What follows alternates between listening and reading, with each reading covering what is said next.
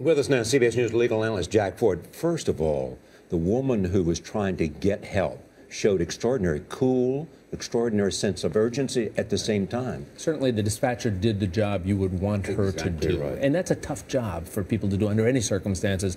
And this was a marvelous job by her, sadly ending in a tragedy. So just give us a sense of the legal implications here, or is this simply a case of where we've become too much of a litigious society? I think the answer to that second question is yes.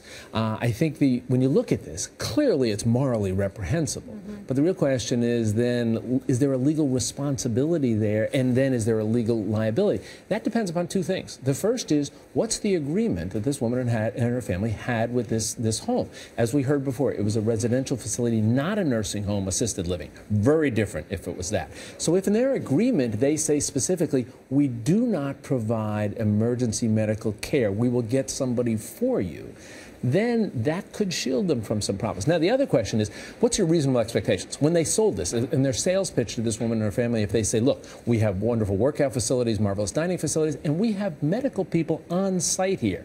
Well, you know, then, depending upon, despite what might be in an agreement there, you have a reasonable expectation. I just think this story is just something about what's not in the fine print. This is just human to human, and if someone is dying in front of you, you do everything you can to help that person. And a lot of people who aren't even medical professionals learn CPR or learn how the Heimlich maneuver so that they can help people. You'd like to think. Look, I'm a lawyer. I spent a lot of my career trying cases before I got into the news business.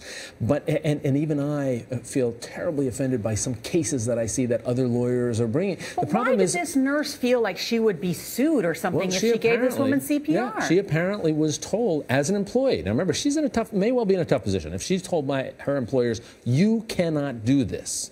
If you do, you're in violation, you'll lose your job. So now you have a woman who's being told, do I try to save somebody's life here? And by doing so, do I risk my own job for doing it? And that's why you have to look to the employers. You know, the reality is we've had, some states now are starting to pass Good Samaritan laws that say we can't be sued if you stop and try and help somebody. The reason is because people sue you sometimes when you try to stop and help somebody. So you have to look at the culture of society here, the litigious nature of society. But it's just a terrible tragedy. Good Samaritan laws sound like a good idea, don't they? Yeah, very good idea. Jack Ford, thank you.